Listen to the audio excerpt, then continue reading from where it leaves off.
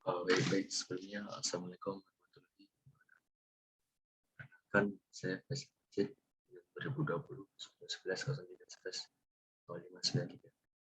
Pada kesempatan kali ini, saya akan menjelaskan, mempresentasikan hasil UTS Hukum Islam 3. Yang pertama, saya akan membahas tentang perbedaan usul fikih dan fikih. Perbedaan-perbedaan ini dilihat dari konsepnya, objek kajiannya, tujuan, dan pembahasan dalilnya. Dilihat dari ke aspek-aspek yang barusan saya sebutkan tadi. Untuk yang pertama, ada kaidah untuk usul fikih. Usul fikih itu kaidah yang menjelaskan tentang metode pengambilan hukum yang berkaitan dengan perbuatan manusia dari dalil syar'i yang ada. Itu pengertian dari usul fikih. Untuk pengertian dari fikih sendiri adalah kaidah fikih merupakan aturan yang bersifat umum dalam masalah fikih dan dapat diterapkan pada beberapa masalah fikih. Untuk yang kedua, objek dari usul fikih adalah dalil-dalil. Objek dari fikih itu adalah perbuatan seseorang yang telah dewasa dan dapat menjalankan hukum. Ketiga, membahas dalil-dalil. Usul fikih membahas dalil-dalil yang bersifat umum. Fikih membahas dalil-dalil yang dapat diterapkan pada peristiwa yang khusus. Usul fikih yang keempat, usul fikih harus dipelajari dan dipahami terlebih dahulu. Tidak bisa langsung diterapkan pada suatu kasus. Kalau fikih itu dapat diterapkan secara langsung pada kasus yang ada. Perbedaan yang kelima adalah sebelum digunakan sebagai hukum fikih, usul fikih perlu melalui perantara terlebih dahulu. Sedangkan kaidah fikih bisa menghasilkan hukum fikih secara langsung tanpa harus melalui perantara. Untuk yang kedua, saya akan membahas tentang konsep hukum Islam. Dalam konsep hukum Islam ini, saya membagi menjadi beberapa subbab. Yang pertama adalah ada pengertian dari pengertian ini. Pengertian dari hukum Islam sendiri adalah syariat Islam.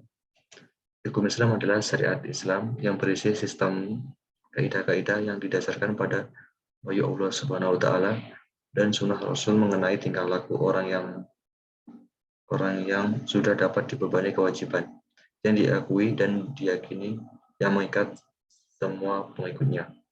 Untuk subbab yang kedua,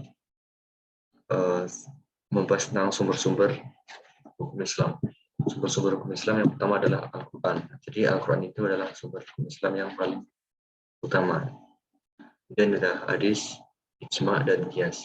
Ijma itu adalah kayak penjelasan ulama atau pendapat-pendapat ulama terhadap perbedaan-perbedaan yang ada pada suatu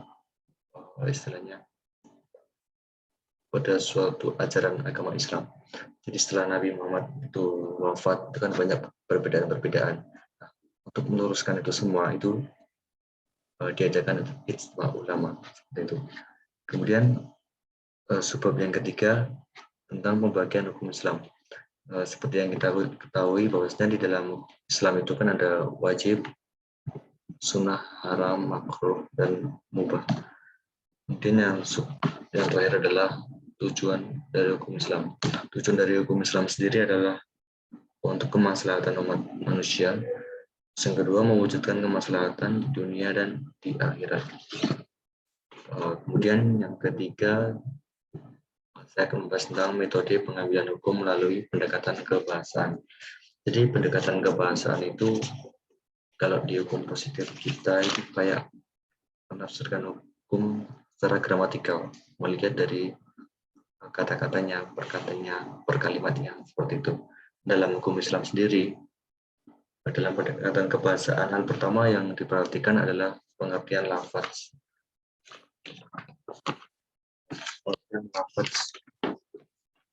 Lafaz dalam kaitannya dengan posisi lafaz-lafaz di dalam kalimat.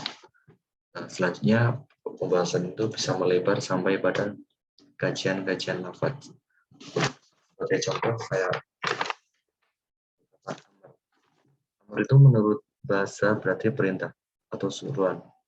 Menurut istilah, itu suatu lafaz-lafaz yang di dalamnya menunjukkan tuntutan mengerjakan sesuatu.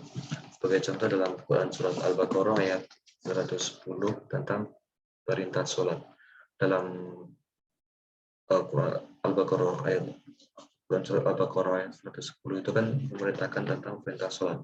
Dan dalam ayat tersebut mengandung kata perintah, berarti itu adalah mengandung amr. Kemudian yang kedua ada nahi. Menurut bahasa, nahi artinya mencegah. Secara istilah, meminta untuk meninggalkan sesuatu. Sebagai contoh dalam Quran surat Al-Baqarah ayat 11 tentang larangan membuat kerusakan di bumi. Nah, dalam surat ini kan, ayat ini kan membahas tentang larangan membuat kerusakan di bumi. Dan ini mengandung unsur-unsur dari nahi atau mengandung kata-kata dari nahi. Kemudian yang keempat ada mujmal, itu lafaz yang tidak bisa dipahami maksudnya kecuali ada penjelasan syara. Sebagai contoh dalam surat Al-Ma'arij ayat 19 sampai 21. Kemudian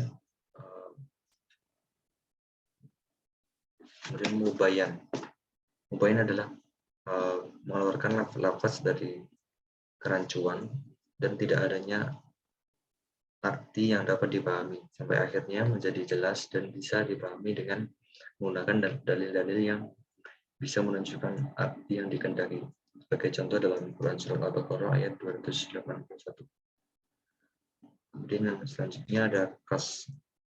Kas ini menunjukkan sesuatu yang terbatas jumlahnya. Sebagai contoh dalam Quran surat Al-Maidah ayat 89. Kemudian yang terakhir ada mutlak. Mutlak itu menunjukkan suatu makna dari beberapa satuan yang menjadi cakupannya tanpa adanya ikatan yang terpisah secara lafaz. Dia penjelasan tentang soal-soal ujian tengah semester Islam 3. Jika ada kurang dan lebihnya, saya mohon maaf sebesarnya. Bila taufik wal hidayah. Wassalamualaikum warahmatullahi wabarakatuh.